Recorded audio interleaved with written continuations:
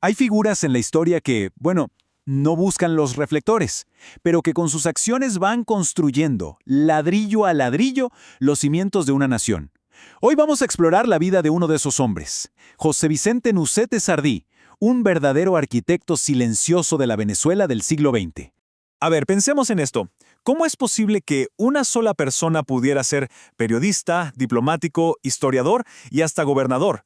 Y todo esto en medio de los momentos más complicados del siglo XX. Suena a la vida de varias personas, ¿no?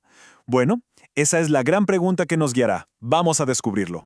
Para entender de verdad a Nucete Sardí, lo primero es aceptar que no hablamos de un hombre con una sola vocación, para nada. Hablamos de múltiples vidas, todas entrelazadas en una sola existencia realmente extraordinaria. Su historia arranca en los Andes venezolanos, allá en Mérida, en 1897.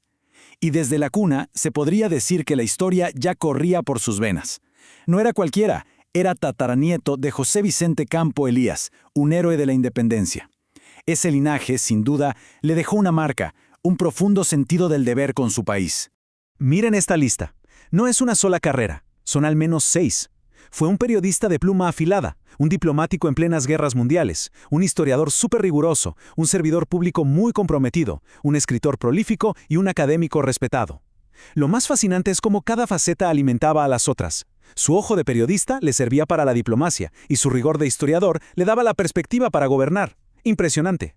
Y claro, para hacer todo esto, la base intelectual tenía que ser sólida, y vaya que lo era. Se formó en Filosofía y Letras en la Universidad de los Andes, pero no se quedó ahí. Amplió su visión del mundo estudiando en Ginebra, en Bruselas y hasta en la prestigiosa Universidad de Columbia, en Estados Unidos. Una preparación global para una vida de servicio también global.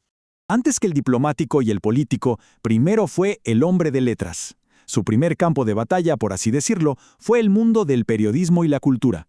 Entendió desde muy joven el poder de la pluma y la palabra. Aquí podemos ver cómo fue forjando su voz. Apenas se gradúa y ya se está metiendo en los medios más importantes. Para 1922 ya era redactor en El Universal. Luego, en 1940, dirige a la influyente Revista Nacional de Cultura. Y como si fuera poco, en 1943 es pieza clave en la fundación de otro gigante, El Nacional. O sea, con su pluma ayudó a moldear la opinión y la cultura de todo un país. Pero su servicio no se iba a quedar solo dentro de las fronteras de Venezuela. El mundo estaba en un punto de ebullición, y Nucete Sardí respondió al llamado, convirtiéndose en un diplomático clave en una era marcada por la guerra y las tensiones ideológicas. Es que miren su hoja de vida diplomática, los destinos y sobre todo las fechas. Estuvo en Alemania justo antes de que estallara la Segunda Guerra Mundial. Fue embajador en la Unión Soviética justo después. Le tocó Cuba en 2 periodos increíblemente volátiles, y Argentina en plena crisis diplomática. Es que no eran puestos tranquilos, para nada. Eran el epicentro donde se estaba escribiendo la historia. Y aquí es donde la cosa se pone aún más interesante. Su trabajo no era solo burocrático, de firmar papeles. En Europa, mientras las sombras del nazismo se cernían sobre el continente, Nucete Sardí tomó una postura moral valientísima.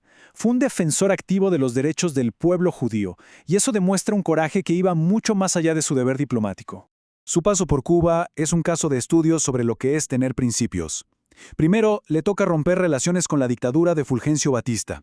Años después, tras la revolución, la restablece, solo para tener que romperlas de nuevo con el régimen de Fidel Castro, esta vez por violaciones a la soberanía venezolana.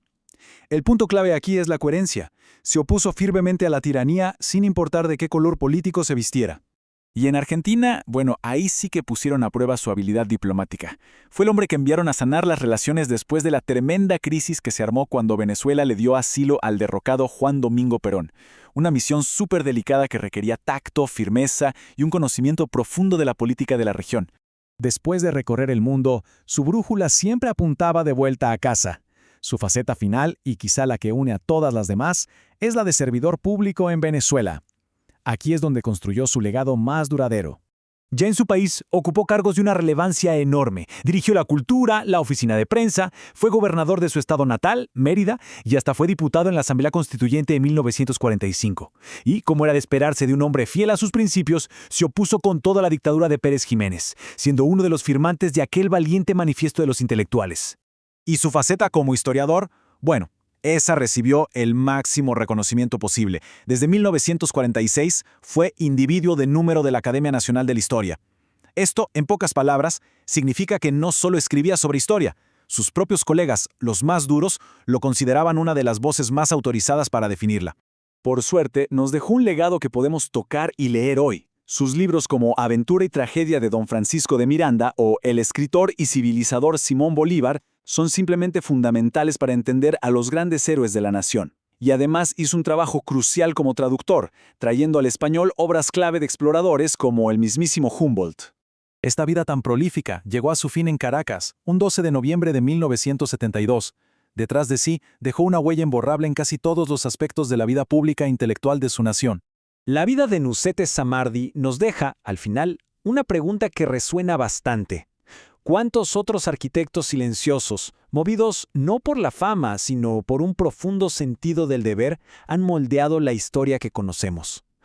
Su legado nos recuerda algo importante, que, a lo mejor, los nombres más importantes no son siempre los que hacen más ruido.